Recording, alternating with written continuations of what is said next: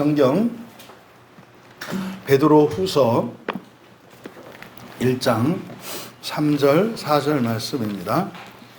신약성경 384쪽입니다. 베드로후서 1장 3절 4절 말씀을 우리 같이 함께 읽겠습니다. 그의 신기한 능력으로 생명과 경건에 속한 모든 것을 우리에게 주셨으니 이는 자기의 영광과 덕으로서 우리를 부르신 이를 알므로 말미암음이라. 이로써 그 보배롭고 지극히 큰 약속을 우리에게 주사 이 약속으로 말미암아 너희가 정욕 때문에 세상에 썩어질 것을 피하여 신성한 성품에 참여한 자 되게 하려 하셨느니라. 아멘. 아멘. 열심히 살아야 하는 이유라는 제목으로 말씀의 은혜를 나누고자 합니다. 주보에 금요일 설교하고 이걸 제가 잘못 실어서 이렇게 되어 있는데, 저녁 설교 제목은 열심히 살아야 하는 이유입니다.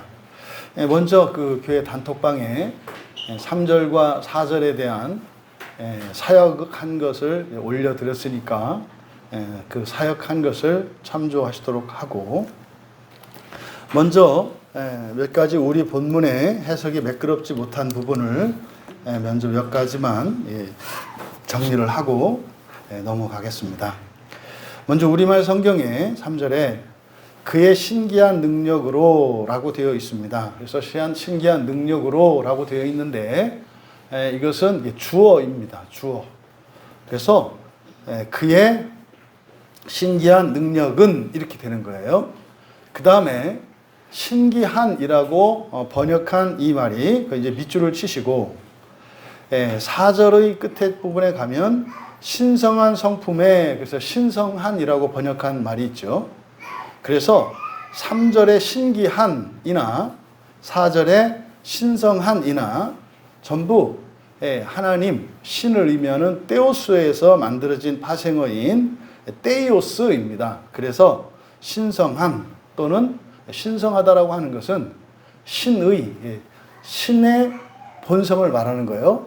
신의 본성에 속한 이런 의미예요. 그래서 신기한 능력 이렇게 하지 말고 그냥 신성한 능력 똑같이, 아니면 신의 능력 이렇게 하는 것이 맞습니다. 그래서 이제 사역한 데에는 신의 능력이라고 번역을 했습니다. 그리고 뒤에 신성한 성품 할 때 신성한도 똑같이 신의라고 번역을 했습니다. 그래서 그의 신의 능력은 이렇게 된다고요. 그의 신의 능력은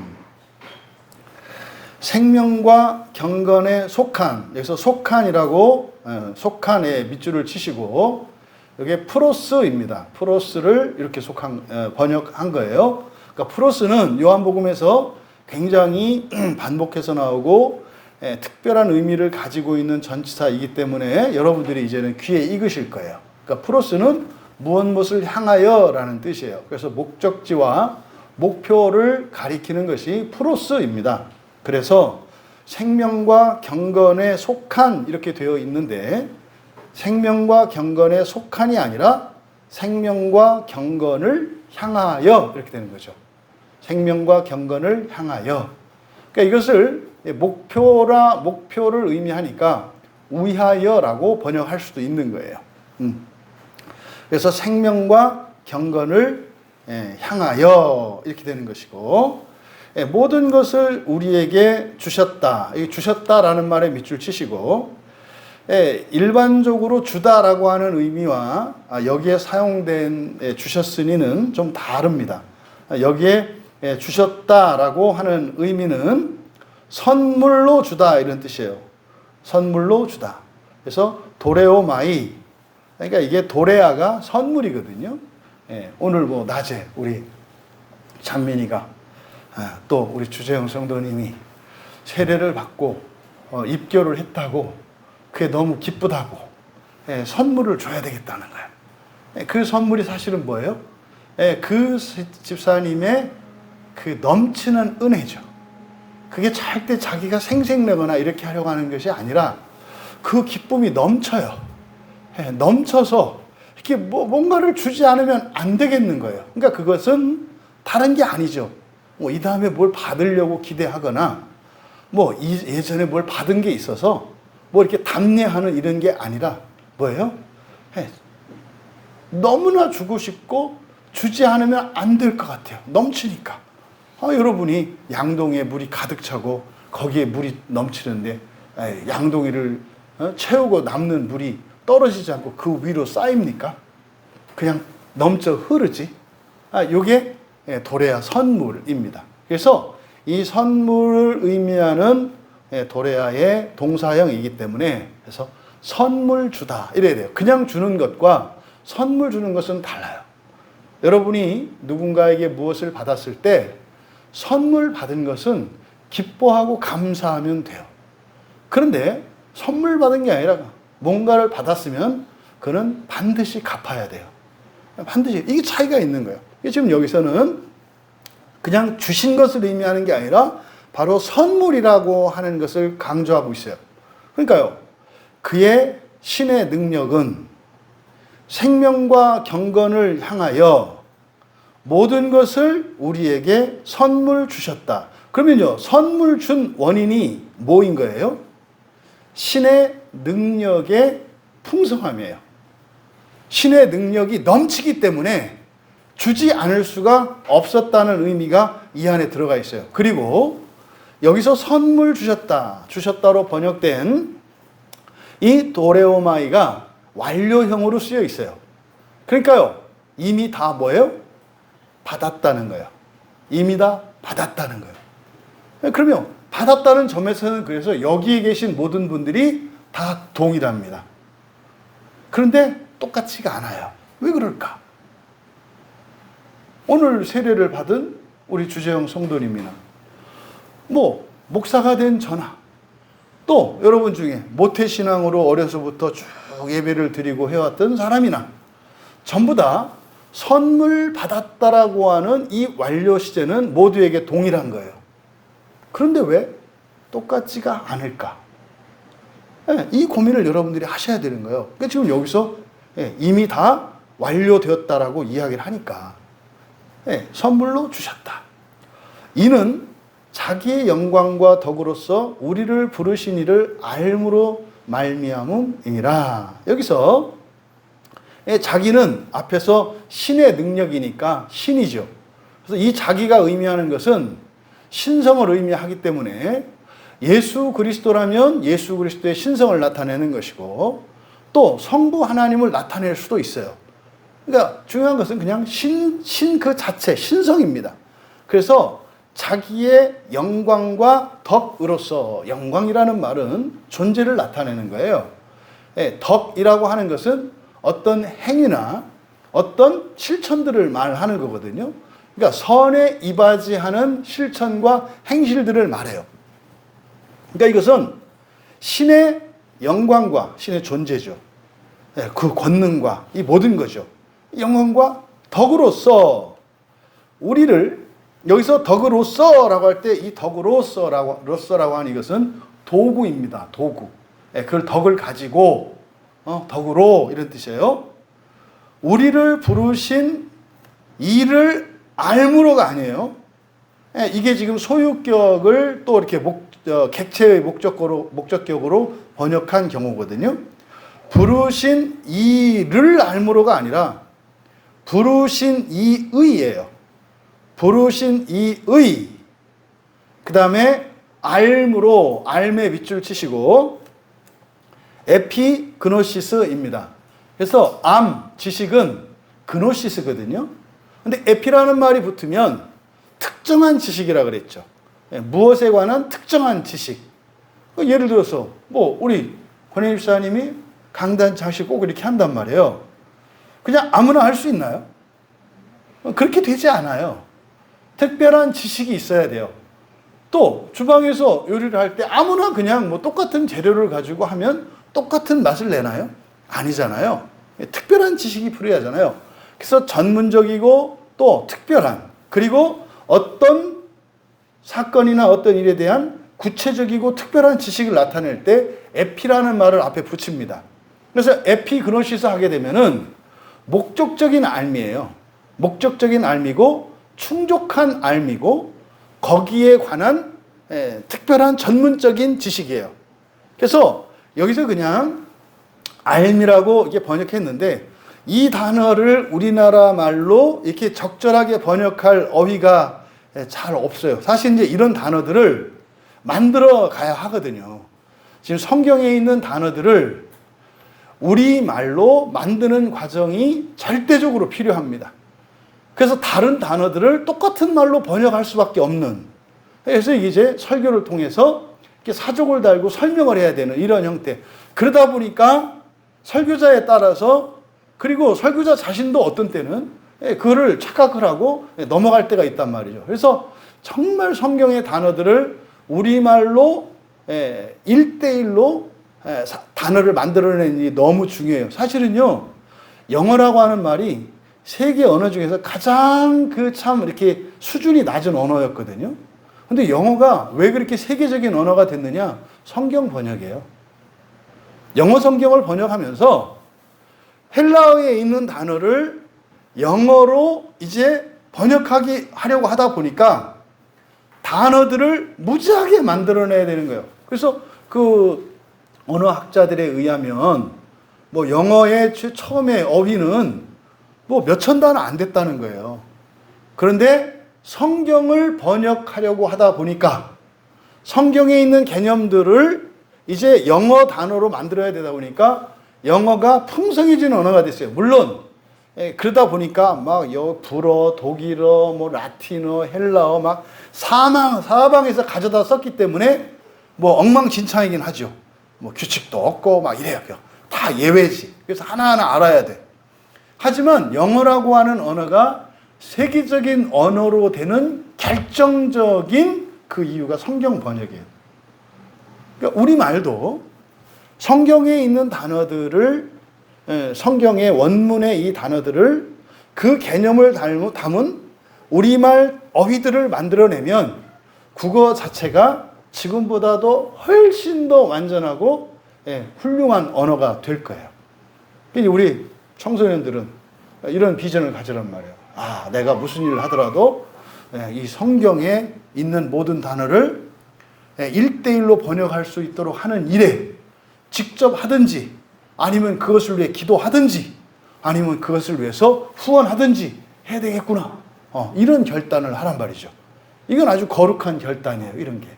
자, 어쨌든 그래서 이 에피그노시스를 부득이하게 이거를 이제 뭐라고 번역을 할까? 뭐 임시적인 번역이죠, 저도. 그래서 적실한 지식이라고 제가 번역을 했습니다. 적실한 지식. 적실하다라고 하는 것은 뭐예요? 거기에 적당하다라고 하는 것이고, 실하다라고 하는 것은 뭐예요? 부족함이 없다는 뜻이에요. 이게 적실한 지식.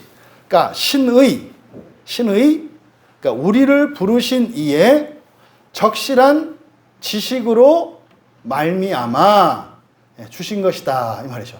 그래서 이 3절의 하반절은 선물로 주셨다. 그리고 이는, 이것은 앞에서 주셨으니를 수식하는 거예요. 그러니까 이 모든 것을 주신 이유, 선물로 주신 것, 이 모든 것을 선물로 주신 이유가 뭐냐? 어떻게 주셨느냐?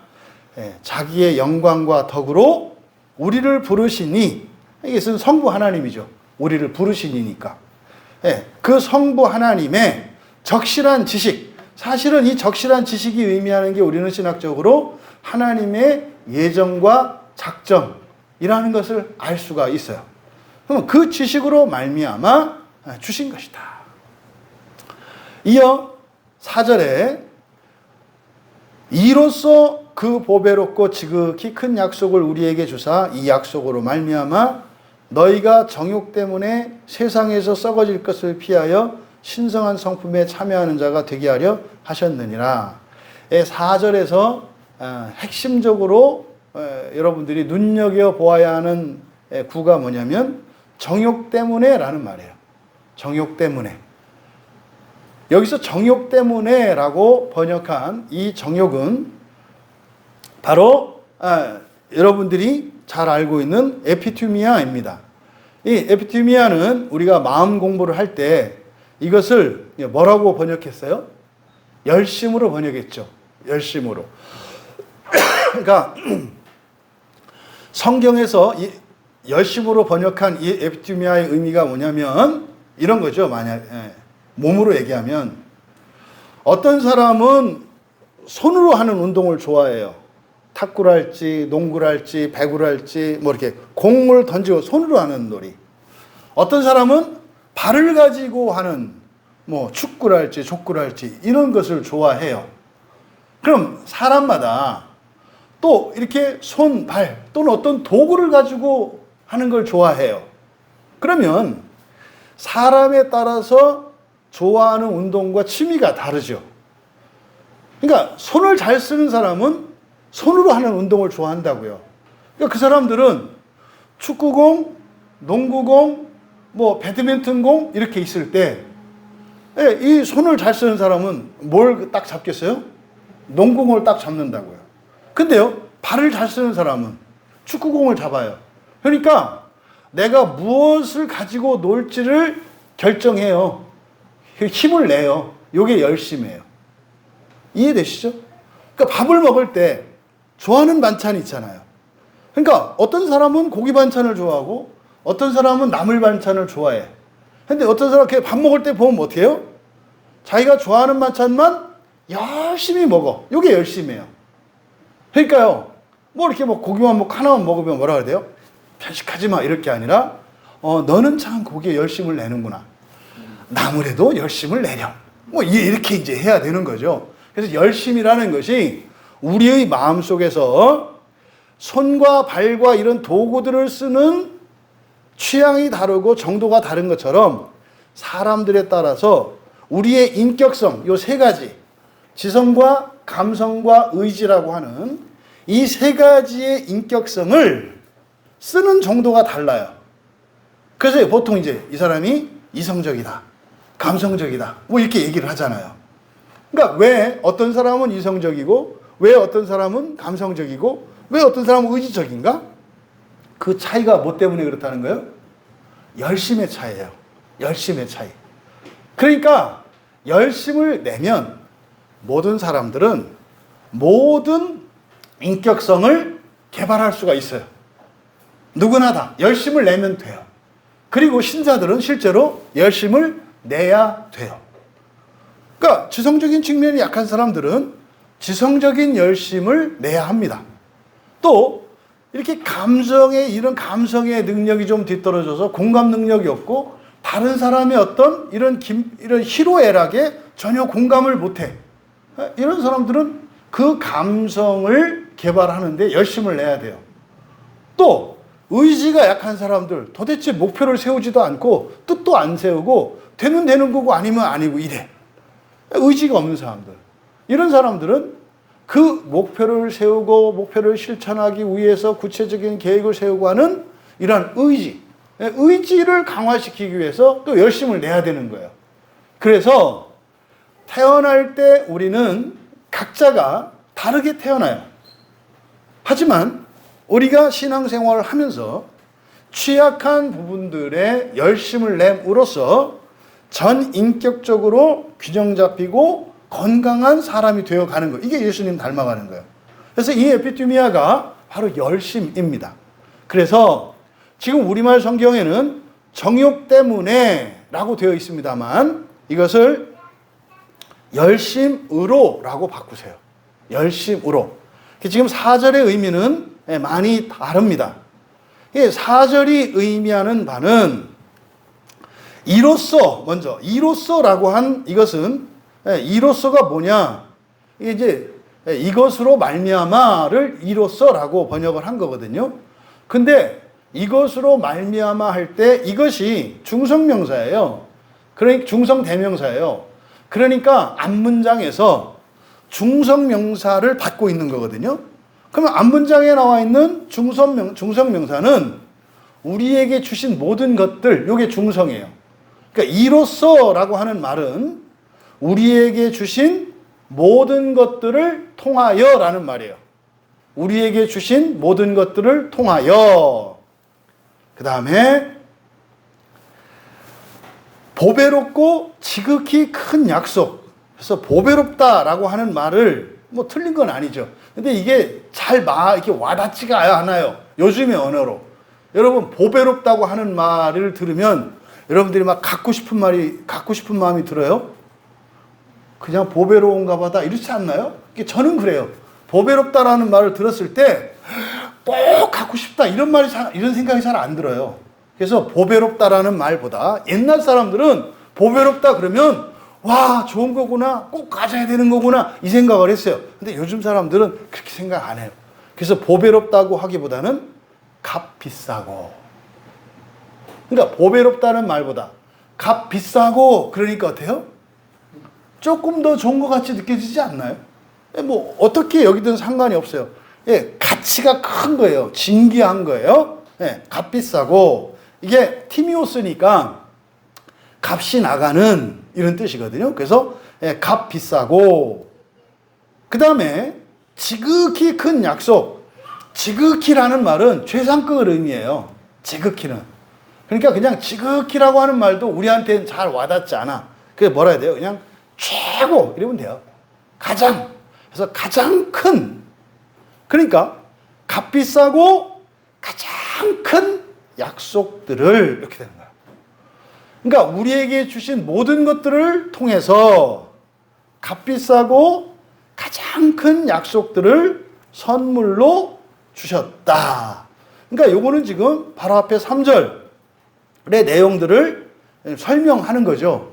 그러니까 신의 능력으로 우리에게 선물 주신 그 모든 것이 목적이 아니야. 선물이 목적이 아니라고. 그것을 통해서 사실은 정말로 우리에게 주려고 하는 것은 뭐라고요? 값비싸고 가장 큰 약속들인 거예요. 그러면요, 그게 뭐지? 가장 그렇게 값비싸고 가장 큰 약속이 뭐지? 이렇게 궁금해야 되는 거예요. 이어서 그래서 약속을 주사 이 약속으로 말미암아 너희가 정욕 때문에 썩어질 세상을 피하여 뭐 이렇게 되어 있는데 의미가 잘 안 돼요. 그래서 여러분 단톡방에 있는 사역을 참고하시고 선물을 그러니까 큰 약속들을 선물 주셨다. 그래서 이게 이제 신화 접속법이라고 하는 건데 그 결과를 나타내는 말이에요. 그 결과. 그래서 너희는 정욕 때문에를 열심으로 바꾸라고 그랬잖아요. 너희는 열심으로 그러니까 열심히 힘을 내서 이런 뜻이에요. 열심으로 세상에 있는 썩음에서 벗어나면서. 그러니까 우리가 열심으로 뭘 해야 된다고요? 세상에 있는 썩음에서 벗어나는 거. 그러니까 이 썩음에서 벗어나는 거는 누가 해야 된다고요? 우리가 해야 된다고요. 그런데 어떻게 해야 된다고요? 열심으로 이 세상에 있는 썩음에서 벗어나면서 그 약속들로 말미암아 신의 본성의 공유자가 될 것이다. 그 약속들로 말미암아 신의 본성의 공유자가 될 것이다. 예, 여러분 스마트폰 보시고 이렇게 단톡방 이렇게 보시면 그걸 참고해서 그냥 들으시면 좋겠어요. 먼저 지금 여기서 베드로 사도께서 말씀하시는 이 내용을 간단히 대략적으로 좀 살펴보면 신의 능력으로 우리에게 모든 것을 주셨대요. 그러니까요. 우리가 보통 그것을 은혜라고 하죠. 네, 은혜는 뭐라 그러세요? 무한한 가치가 있는 것을 값없이 거저 주시는 거라 그랬잖아요. 네, 그것이 여기서 말하는 신의 능력으로 주신 모든 것이에요. 그러면 그 모든 것을, 그 은혜를 우리에게 주시는 그 주체, 그게 뭐라고요? 신의 능력이래요. 신의 능력으로 주시는 거래요. 그런데 그것은 왜? 무엇을 위해서 주신다?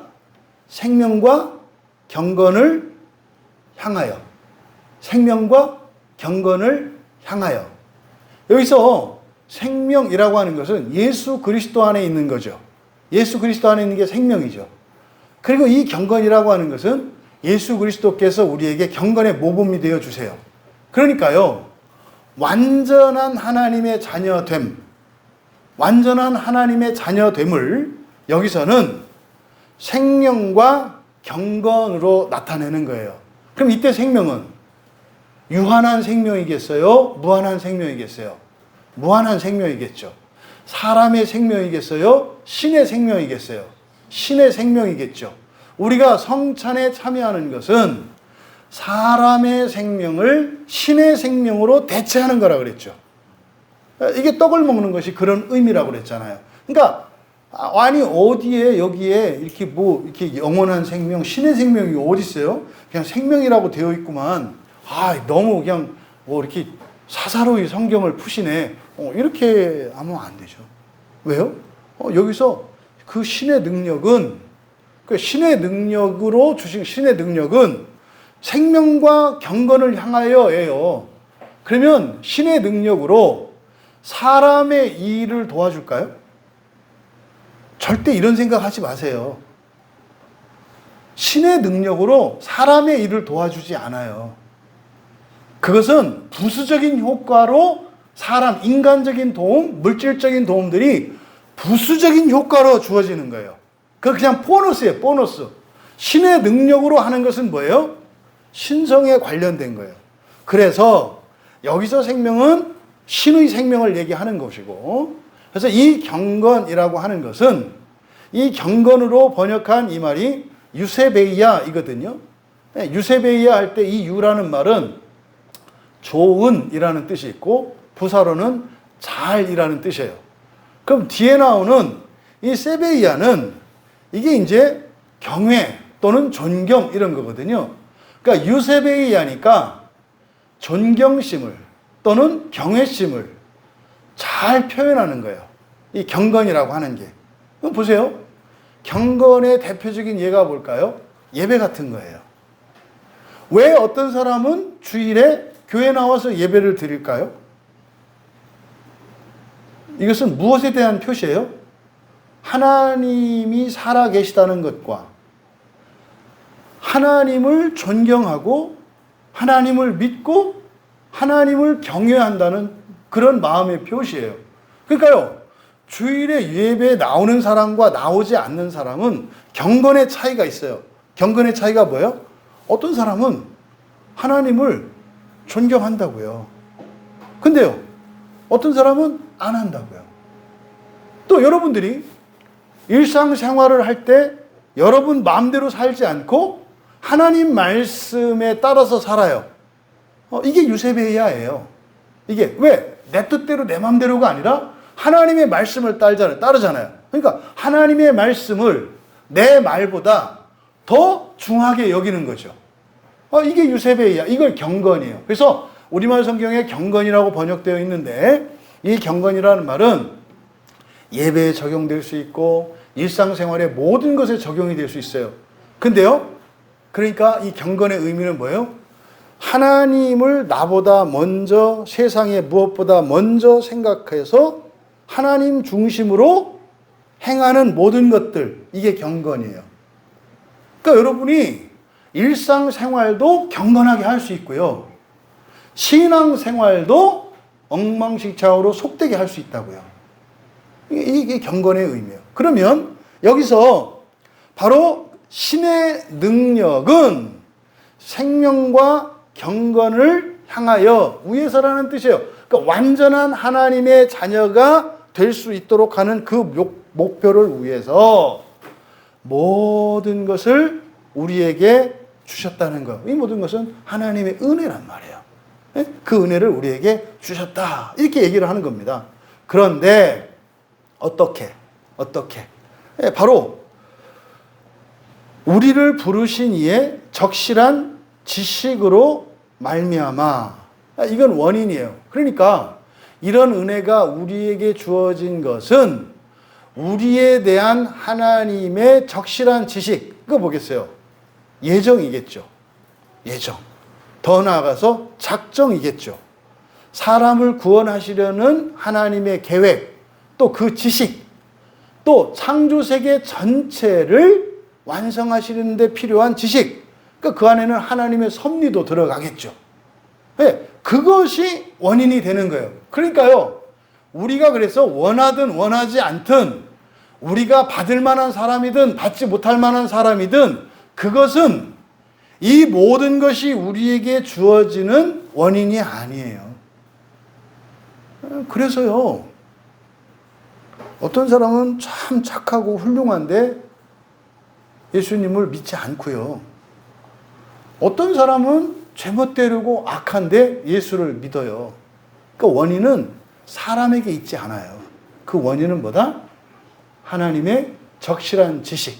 그러니까 이 창조 계획 전체를 망라하는 사람에 대한 구원의 지식. 이것을 그래서 에피그노시스로 나타내고 있는 겁니다. 그러면 그렇게 우리에게 주셨는데 그 주신 모든 게 목적이 아니에요. 그 은혜 자체가 그냥 은혜를 주시는 거 이게 목적이 아니다. 그것을 통해서 정말로 목적하시는 바가 있다. 여러분을 교회 나오게 하시고 성경 보게 하시고 교회 안 나가면 찜찜하게 만들고 이렇게 해서 그냥 와서 은혜 받게 하시는 그 목적이 있다는 거예요. 보다 더 구체적인 목적. 그게 뭐다? 값비싸고 가장 큰 약속들이라는 거예요. 값비싸고 가장 큰 약속. 이게 뭘 의미하는지 여러분은 아시죠? 여러분, 이 세상에서 가장 값비싸고 가장 큰 약속이 뭘까요? 부활이에요. 부활이에요. 우리 소망이가 지금은 사람이지만 우리 소망이가 하나님의 완전한 자녀 돼서 신적 존재가 된다고요. 뭐하면? 부활하면. 이 약속이에요. 이것을 값비싸고 가장 큰 약속이라고 하신 거예요. 그러니까 하나님이 은혜로 주시는 모든 것들은 바로 이 약속을 위한 거라는 거예요. 이것은 이제 우리는 부활이라는 것을 부활이라는 말로 등치시킬 수가 있어요. 성경을 아는 사람들은 읽으면서 아 이게 부활이구나. 이제 모르는 사람은 저거 봐 저 목사님 이상해. 아니 여기에 값비싸고 가장 큰 약속들을 선물로 주셨다 그랬는데 그 어디 부활이라고 써 있어. 그럼 제가 되게 물어본단 말이에요. 그러면 당신이 아시는 가장 크고 값비싼 약속이 뭐요? 아 그걸 왜 나한테 물어봐요? 아니 그래서 내가 그걸 부활이라고 얘기하잖아요. 어디 써 있어요? 아니 모르면 배우면 될 일이지. 그러면 부활보다 더 가치 있는 거 얘기해 보세요. 없어요. 부활이 의미하는 바는 뭡니까?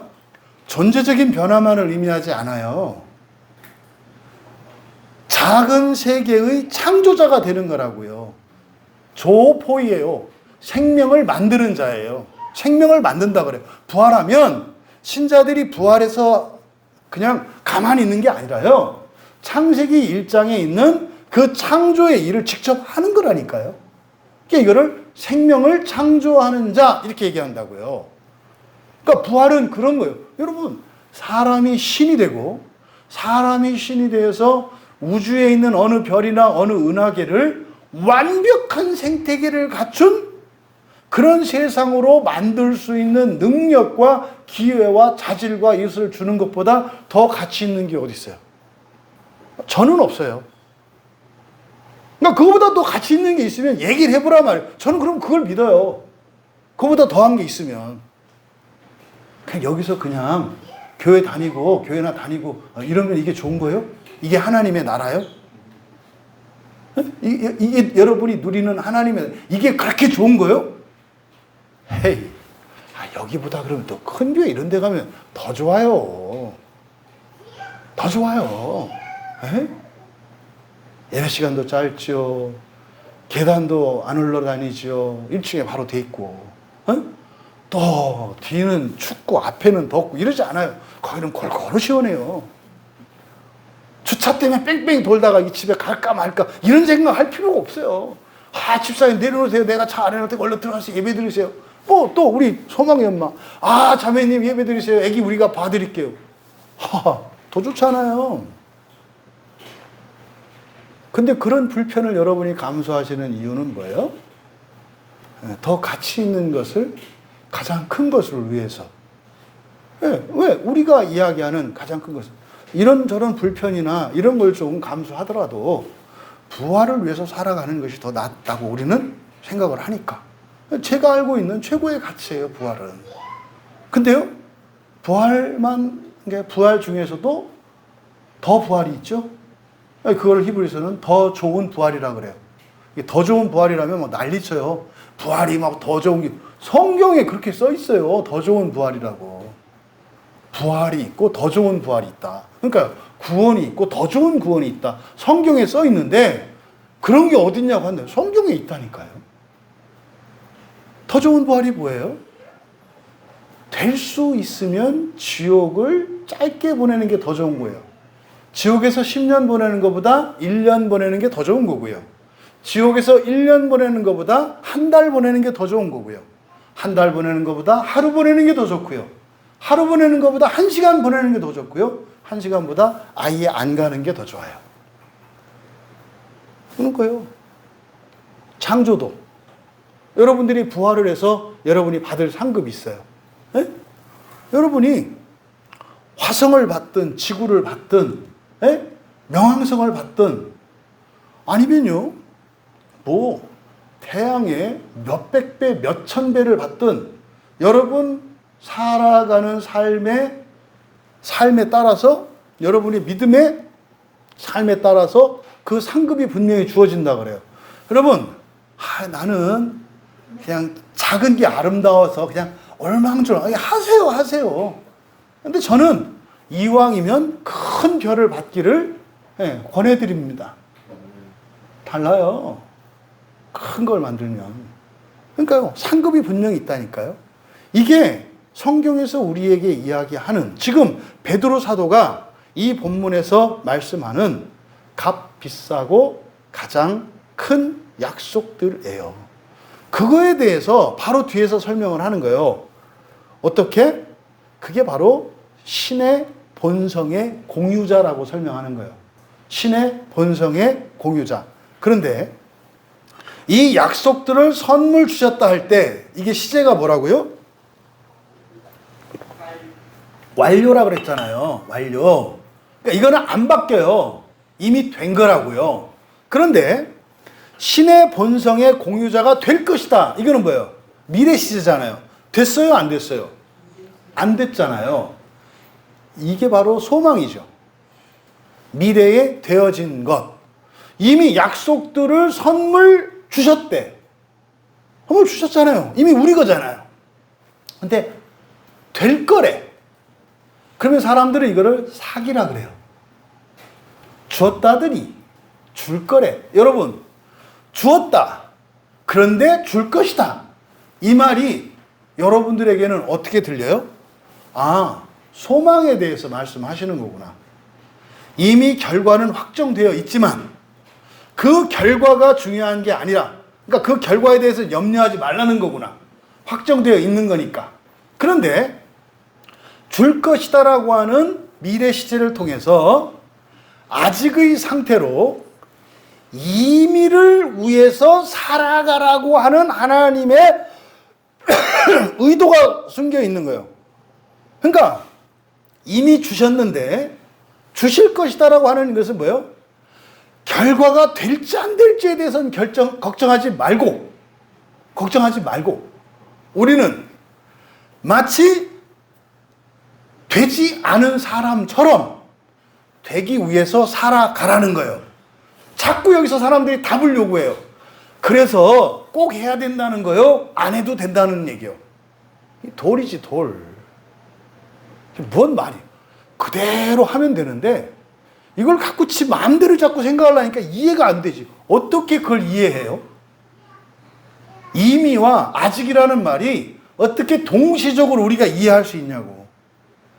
그러니까 뭐요? 이것은 절대적인 확실성을 얘기해요. 선물 주셨다는 말을 통해서. 그런데 신의 본성의 공유자가 될 것이다라는 말을 통해서 우리가 열심으로 추구해야 된다는 것을 말씀하는 거예요. 그러면요, 이거를, 그러면 우리가 하기에 따라서 달라진다는 거요? 아니라니까. 그러면 안 해도 된다는 거요? 아니라니까. 그럼 뭐요? 하기에 따라서 더 좋은 구원의 상태가 다르다 이 말이에요. 무슨 말이에요? 지옥에 있는 시간이 다를 것이고 받는 별의 크기가 다를 것이다라고 얘기를 하는 거예요. 그러면 죽어서도 또 뭐 해야 된단 말이요? 원래 못 받는 거예요. 원래는 지옥에서 계속 있다가 나와야 되는 거예요. 바로 지금 베드로 사도께서 선물 주셨다라고 하는 완료형과 이것의 내용이 구체적으로 무엇인지 신의 본성의 공유자가 되는 것임을 이야기하시면서 확실한 거지만 현재는 되지 않았다라는 것을 나타내요. 그리고 그 중간에 뭐라 그래요? 우리가 그러면 어떻게 살아야 하는지를 너희는 열심으로 세상에 있는 썩음에서 벗어나면서예요. 완전히 끊는 게 아니라 세상에 있는 썩음에서 벗어나는 거예요. 어떻게? 우리의 열심으로. 오늘 여러분 여기 나오신 게 세상에 있는 썩음에서 벗어나는 거예요. 열심으로. 교회 나오고 성경 한번 보고 설교 한번 듣고 기도하고 일상생활에서 하나님의 말씀을 따라 살려고 하고 하나님을 믿고 믿음으로 살아가려고 하는 이러한 일들, 이게 뭐예요? 세상의 썩음에서 벗어나는 거예요. 세상의 썩음은 뭡니까? 점점점 줄어드는 거고요. 점점점 망가지는 거고요. 언젠간 없어지는 거예요. 그러면 세상의 썩음에서 벗어난다.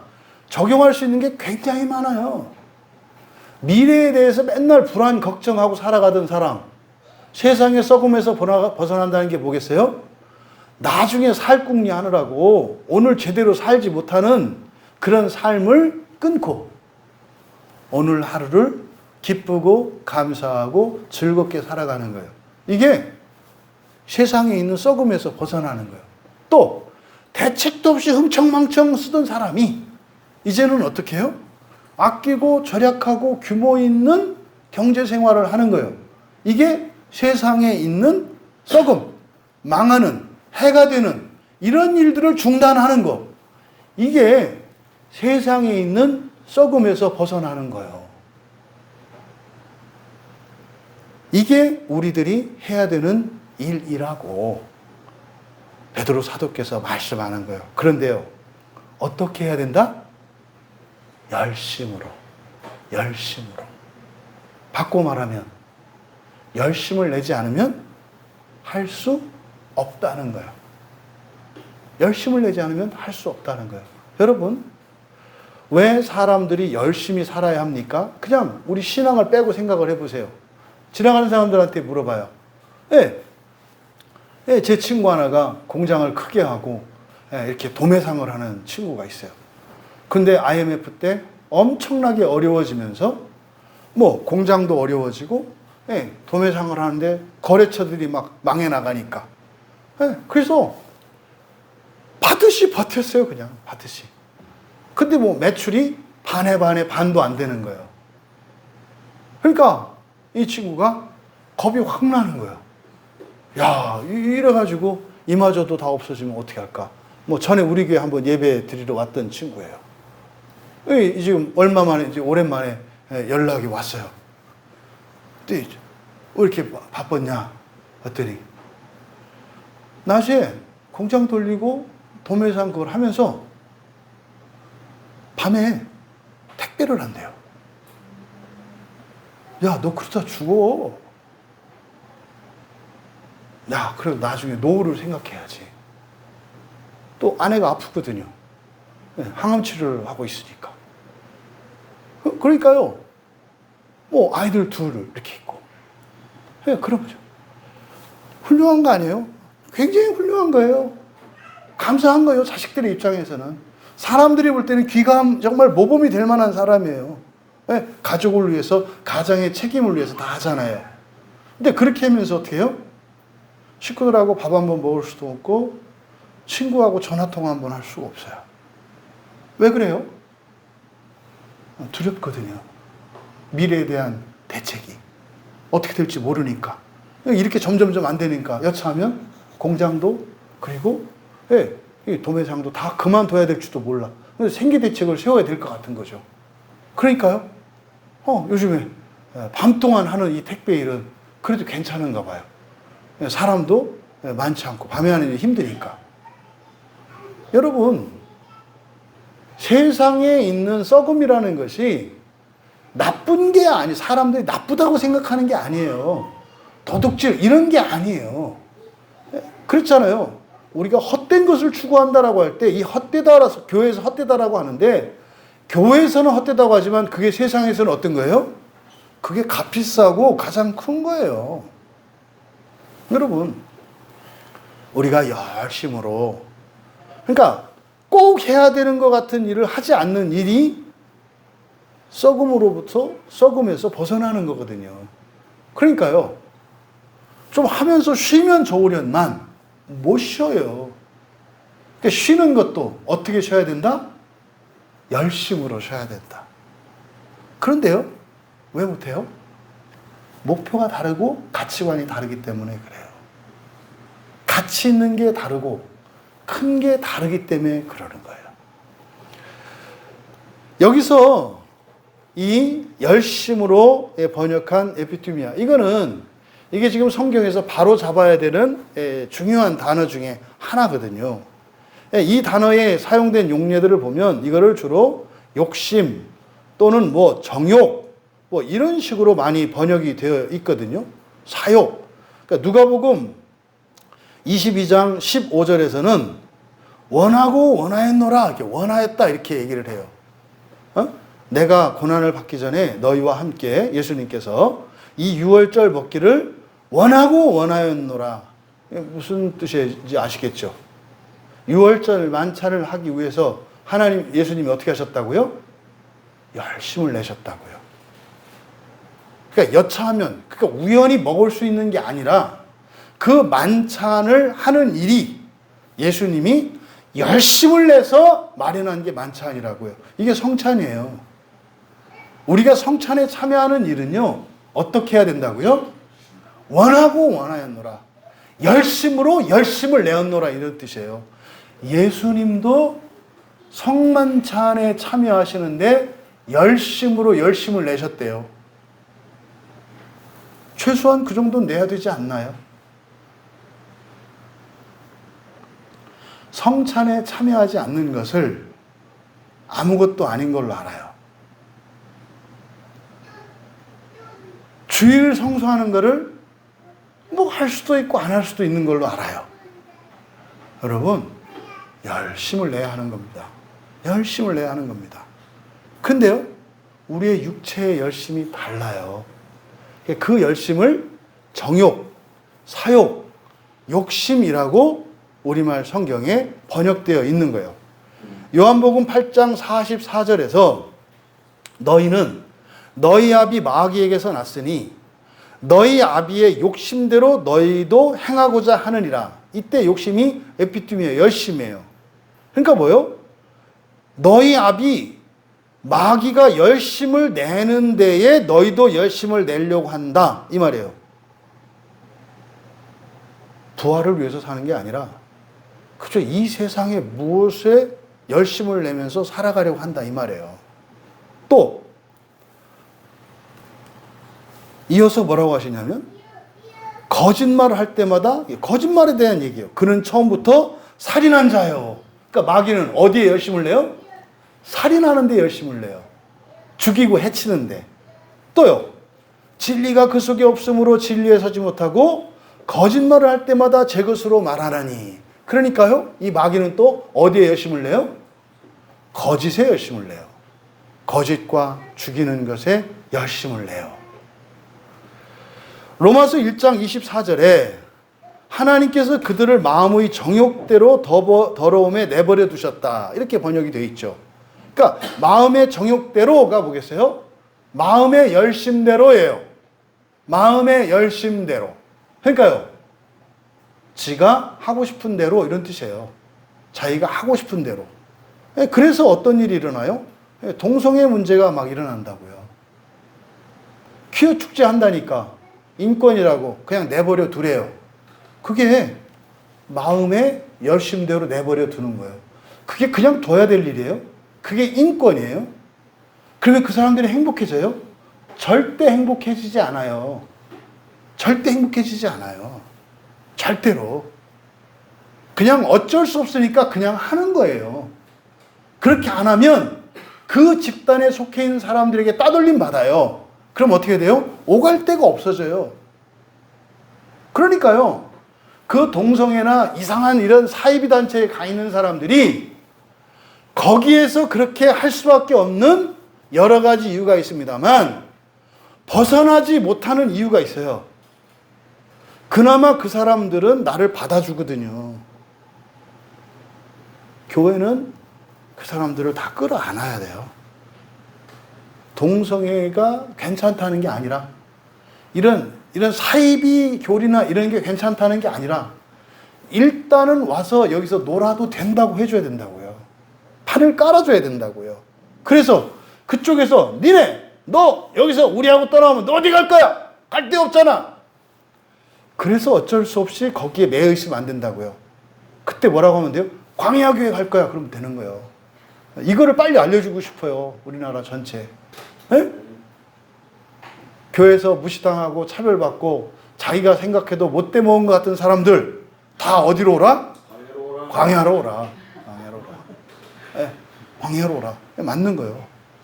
그래야 그런 악한 것들이 사라져요. 이 마귀의 세력들이. 근데요, 교회가 문을 걸어 담가요. 그럼 그 사람들이 그걸 깨달았을 때 나올 수가 없어요. 말씀드렸잖아요. 에? 제가 아는 어느 지체의 누나, 경주에 사는 어느 지체의 누나를 설득을 해서 신천지에서 끌어냈다고요. 그래서 교회로 가기로 했어요. 교회 갔는데 한 달을 못 버티고 나왔어요. 신천지에서 왔다고 얘기를 하니까 네, 물과 기름 같더래요. 그래서 다른 교회로 또 갔대요. 그래서 말을 안 했대요. 근데 불편하더래요. 계속 거짓말하는 것 같아서. 그래서 참다 얘기를 했대요. 그랬더니 나가라고 하더래요. 그래서 또 다른 교회를 갔대요. 근데 마찬가지였대요. 그래서 연락 왔어요. 목사님 전 그냥 신천지로 다시 갈래요. 왜요? 갈 교회가 없어요. 하나님을 제가 예배하고 싶은데 예배 드릴 수 있는 교회가 없어요. 일로 이사 오시면 안 돼요? 목사님. 그래서 경주에는 다시 들어갔어요. 다시. 악한 것들에 사회적이든 신앙적이든 모든 악한 것들에서 교회가 책임이 없는 건 없어요. 모든 건 다 교회 책임이 있어요. 어쨌든 이 열심이라고 하는 것이 그런 것이다. 또 로마서 6장 12절에서도 그러므로 너희는 죄가 너희 죽을 몸을 지배하지 못하게 하여 몸의 사욕에 순종하지 말고 이렇게 돼 있어요. 이 사욕이 열심이에요. 몸의 열심을 따르지 말고 이런 뜻이에요. 몸의 열심에 따르지 말고. 여러분들이 설교 시간에 예배 드리는데 자꾸 힘들고 막 이래요. 여러분 몸을 따라가지 마세요. 그게요 열심이에요. 뭐예요 열심? 몸의 열심. 몸은요 여러분들이 육체적으로 편한 것만을 열심 내요. 편한 것만 열심 낸다고. 여러분이 더 거룩해지고 더 존귀해지고 여러분 인생이 더 부유하게 되는 것을 싫어해요. 여러분의 몸은. 그래서 여러분의 몸의 열심은 여러분의 성공과 발전과 번영과 거룩함을 반대합니다. 그러니까 이거를 로마서 6장 12절에서 몸의 사욕이라고 한 거예요. 근데요, 열심이 없으면 안 돼요. 열심이 절대적으로 필요해요. 열심이 없으면요, 안 바뀝니다. 인생도 안 바뀌고 자기 본성도 안 바뀌고 안 바뀝니다. 성령께서 단독적으로 행하시는 그것을 여러분들은 바뀐다고 하면 안 돼요. 제가 본성이 바뀐다라고 하는 것은 뭐냐면 지옥의 시간을 줄이는 것을 말해요. 그리고 하나님의 나라에서 시간을 늘리는 것을 말해요. 이게 본성의 변화예요. 그냥 언젠가 지옥에서 나오는 변화는 성령께서 하세요. 근데 그거는 여러분들이 그걸 기뻐하거나 바라서는 안 돼요. 여러분, 교회 안 다니는 사람도 성공하고 더 나아지려면 열심을 내야 한다는 거 다 알아요. 근데 이놈의 교회 안에 들어오면은 그놈의 말도 안 되는 은혜 타령이 열심을 내면은 뭐 그게 공로주의자라네. 제가 장이 뒤틀려요. 이게 교인들을 지옥으로 몰아넣는 일이라니까요. 예수님도 성찬에 참여하시는데 열심으로 열심을 낼 때 굉장히 강조한 거예요. 그냥 열심 냈다 하면 되는데 열심을 열심 냈다, 이건 강조한 거예요. 예수님도 예배드리고 성찬에 참여하는데 있는 힘을 다했다고 하는데 어떻게 부활에 참여하는 그 일에 그냥 가만히 있으면 하나님이 해줄 거라고 생각해요? 이게 마귀가 퍼뜨린 거짓 소문이에요. 거짓 정보예요. 그냥 교회만 왔다 갔다 하면 된다. 거짓말이라니까요. 그 얘기했던 게 바리새인들이에요. 절기 지키고 때 되면 나와서 제사 드려. 재물값 돈 갖고 와. 그냥 병 들었어도 내가 쳐줄게. 이게 바리새인들이 했던 말이에요. 대제사장들이 했던 거예요. 예수님이 그 사람들한테 뭐라고 그랬어요? 야, 니들 왜 신자들을 지옥으로 보내니? 죄송하지만 너무나 많은 분들이 교인들을 지옥으로 보내요. 지옥으로 보낸다는 일이 무슨 말입니까? 안 가도 되고 가고 싶지도 않은 사람에게 그게 지옥 가는 거 아니라고 하고 지옥 가지 않는다고 거짓말해서 알았더라면 가지도 않을 수많은 경건한 신자들을 아무것도 아닌 걸 가지고 지옥에 들어가게 만든다고요. 우리 하나님이 전능하셔서 감사하긴 한데 화가 나는 거예요. 화가 나는 거예요. 근데요? 그게 제가 개인적인 얘기입니까? 아니요. 성경의 가르침이 그렇다니까요. 성경 전체 어디를 펴보세요. 그렇게 이야기하지 않는 데가 있는가? 항상 성경은요, 순종과 불순종에 대해서 얘기해요. 에덴 동산에서도 순종과 불순종이잖아요. 불순종하면 어떻게 돼요? 반드시 죽을 것이다. 지옥 간다니까요. 그러면 기독교인은 불순종해도 안 가요? 에이, 양심을 속이지 맙시다. 찜찜하잖아, 속으로. 그러면서 자꾸 안 갈 거라고 믿으려고 하잖아. 자기 최면을 걸지. 안 간다.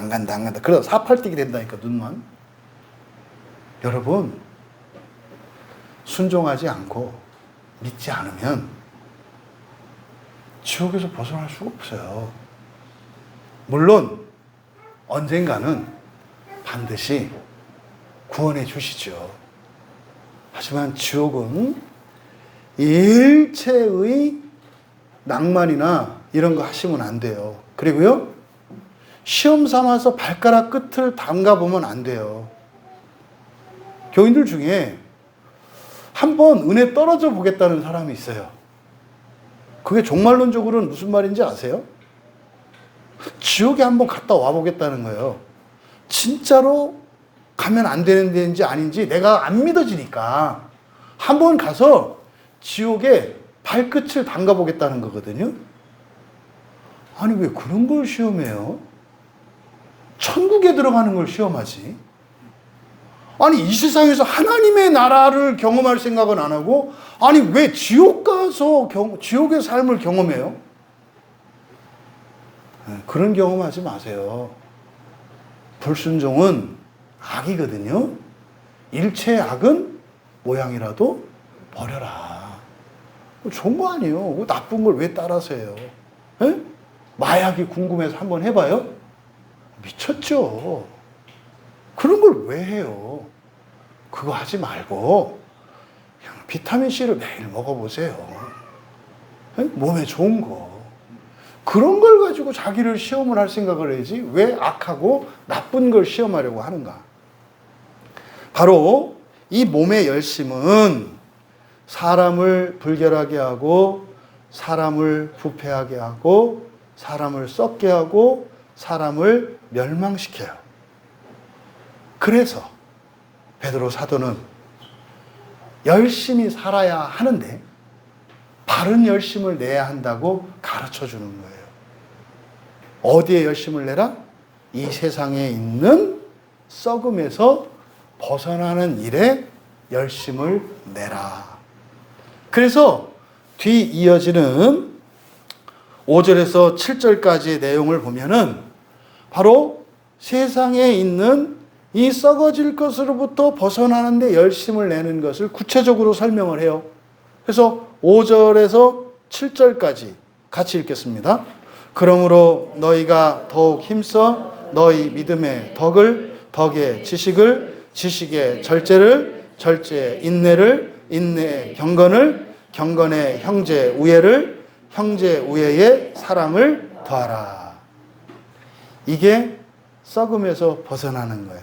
그래서 더욱 힘써 더하라 그래요. 더욱 힘써 더하라. 그리스도인들은 도인들이에요, 여러분. 교회 다니는 사람들이 그리스도인들이 아니에요. 지옥 안 가려고 하는 사람들이고요. 부활에 즉시 참여하려고 하는 사람들이고요. 그 능력으로 현재를 살아가려고 하는 사람들이 그리스도인들이에요. 여러분, 세상에 있는 썩음에서 벗어나는 일에 열심을 내며 살아가시는 여러분 되시기를. 그래서 이 세상을 사는 동안도 복과 은혜를 누리시고 정말 여러분들이 죽고 난 뒤에는 그것 때문에 감격하는 복된 성도들 다 되시기를 주님의 이름으로 축원합니다. 우리 말씀을 생각하며 잠시 기도합니다. 여러분들이 이 영원한 생명과 경건을 위하여 그것을 향해서 하나님이 주신 모든 은혜들을 가지고 과연 무엇을 위해서 사십니까? 여러분, 부활을 위해 열심히 사셔야 합니다. 열심히 사는 사람만 첫째 부활에 참여할 수 있습니다. 누가 왜 주일날 저녁에까지 그렇게 교회를 가야 되냐고. 누가 왜 그렇게 주중에도 설교를 듣고 성경을 읽고 기도하고 가정예배 드려야 되냐고 묻거든. 누가 왜 마음기경을 하면서 자기의 생각과 감정을 바꾸고 살아야 하냐고 묻거든. 바로 첫째 부활을 위하여라고 말씀하세요. 여러분 열심히 살지 않으면 첫째 부활에 절대로 참여할 수 없습니다. 조심할 것은 열심이라고 하는 의미는 절대적인 것이 아니에요. 얼마만큼이라는 열심이 없어요. 그 열심은요, 여러분 각자의 열심이에요. 여러분이 알아요. 나의 열심이 뭔지. 여러분 중에 주일 예배를 꾸준히 나오던 사람이 갑자기 옥수수 빼먹듯이 안 나와. 열심히 해서 멀어진 거예요. 설교 듣고 기도하고 성경 보던 사람이 띄엄띄엄 해서 무전티듯이 뚜뚜뚜뚜 돼. 열심히 해서 멀어지고 있는 거예요. 여러분 두려워하세요. 그렇게 할 만한 이유가 있었겠죠. 여러분도 그렇게 하고 싶어서 그랬던 것은 아니죠. 근데 그 이유가 과연 지옥에서 들어가서 지내야 할 만큼 그렇게 절박하고 가치 있는 것입니까? 잊지 마세요. 그것이 주는 즐거움이 하나님의 나라에서 누리게 될 그 영광에 버금가는 것입니까? 아니잖아요. 우리 함께 기도할 때, 주여, 이 세상에 있는 썩음에서 벗어나기 위해 열심을 내며 살기 원합니다. 일상 속에서 나의 열심이 떨어질 때 알아차리게 하옵소서. 그리고 종말을 생각하며 지금의 육신의 즐거움과 육신의 열심이 아니라 거룩한 나라의 영광을 위하여 열심을 내며 살게 하옵소서. 우리 같이 기도합니다.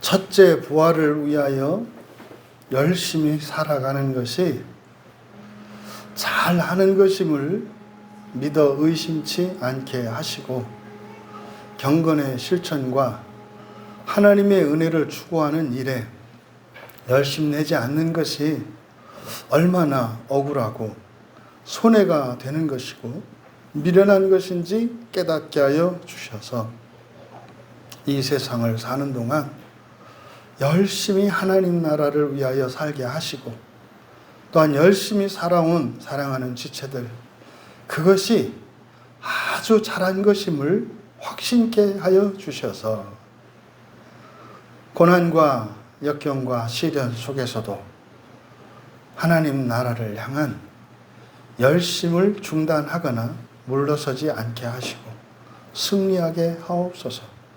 감사하며 예수님의 이름으로 기도하옵나이다.